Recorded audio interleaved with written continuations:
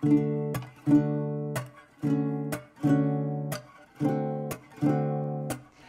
ora. Welcome to Whanganui.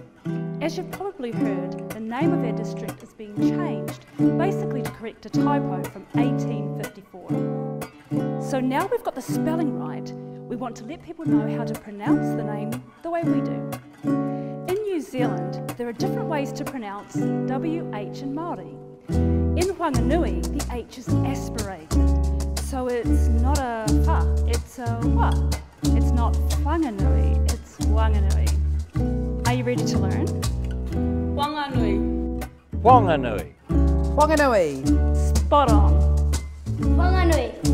Whanganui. That's the one. Whanganui. Whanganui. Kei te pai. Whanganui. Whanganui. Whanganui. Yep, think you've got it. Whanganui. That's sounding great. So now you know how we say Wanganui. Come and visit us sometime. We'd love to see you.